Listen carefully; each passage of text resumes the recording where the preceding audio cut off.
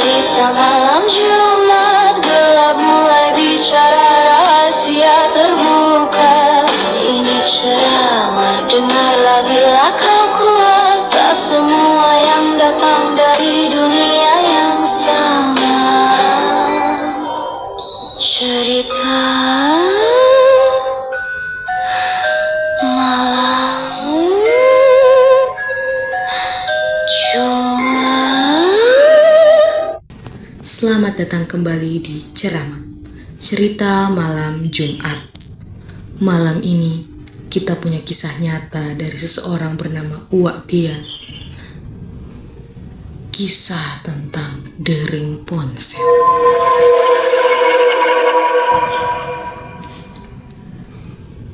Rumah itu sudah tua, lantainya selalu berderit kalau diinjak. Dinding kayunya menyimpan aroma khas rumah lama, bagai campuran debu dan kayu lapuk yang tidak pernah hilang meski sudah kami bersihkan berkali-kali. Di rumah itulah aku tinggal bersama keluarga Angga.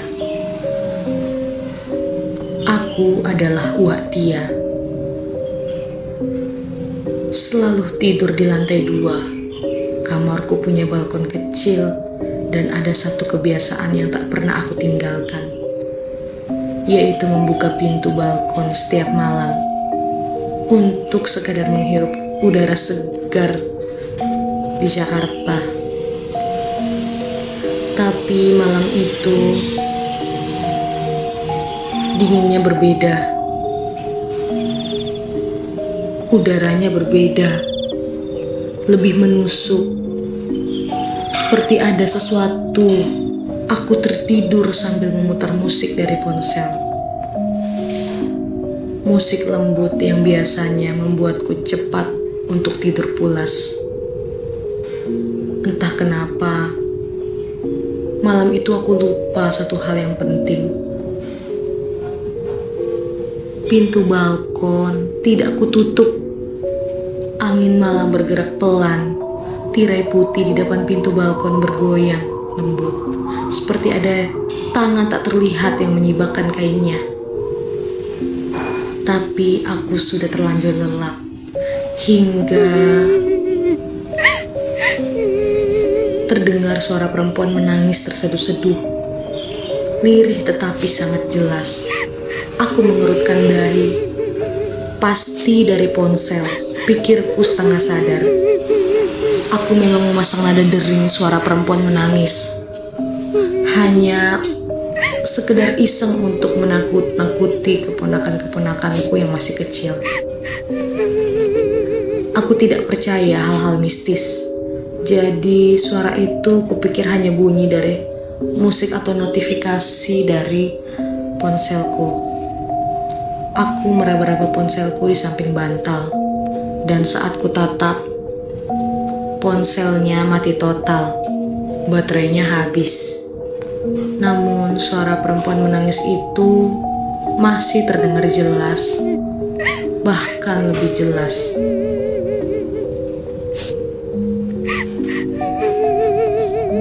Aku langsung tersadar dan duduk tegak.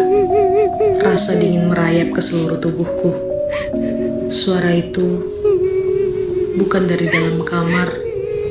Telingaku menangkap arah pastinya.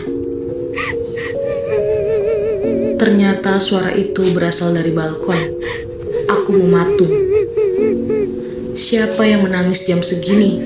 Pikirku. Apakah Yani? Tidak mungkin. Dia tidur di lantai bawah.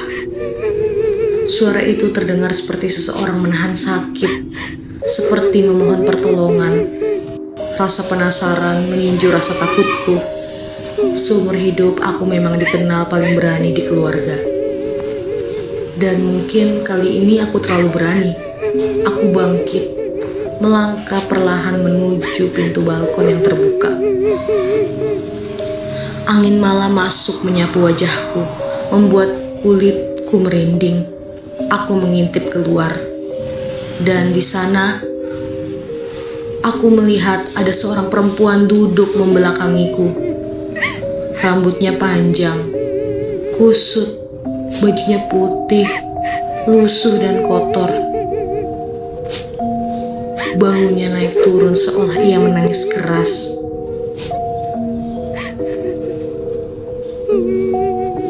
Aku berdiri di ambang pintu, bimbang.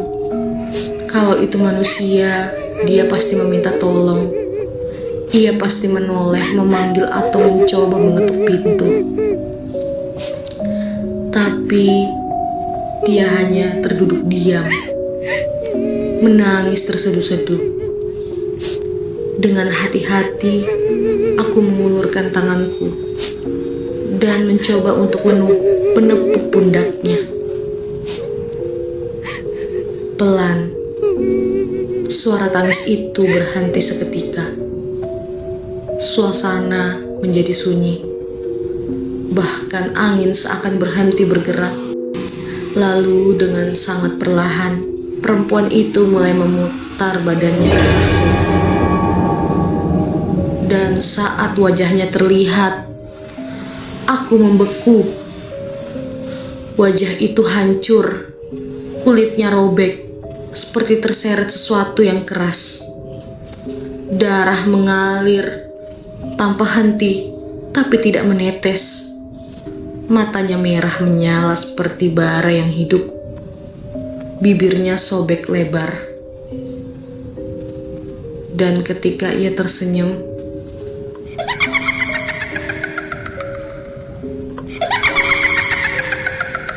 ia tertawa sangat keras dengan bibir sobek yang sangat lebar itu. Tawa yang tidak masuk akal, tidak seperti suara manusia. Tawa itu menusuk telingaku, membuat seluruh rambut di tubuhku berdiri. Tubuh perempuan itu terangkat perlahan, melayang seperti angin malam mengangkatnya. Ia naik ke atas rumah, menghilang begitu saja, tanpa jejak, tanpa suara, hanya menyisakan dingin yang membekukan tulang. Kakiku sangat lemas, aku terjatuh, dan air mataku langsung pecah begitu saja. Untuk pertama kalinya dalam hidupku, aku merasakan ketakutan yang tidak bisa dijelaskan. Ketakutan yang membuatku sadar bahwa apapun yang selama ini aku anggap tidak nyata, ternyata benar-benar ada. Sejak malam itu, aku tidak pernah lagi memasang nada dering aneh, terutama suara perempuan yang sedang menangis. Aku takut kalau ada sesuatu yang meniru suara tersebut. Karena suara yang ku dengar malam itu, cara ia menangis, cara ia menoleh, cara ia tertawa, semua itu bukan sesuatu dari dunia manusia.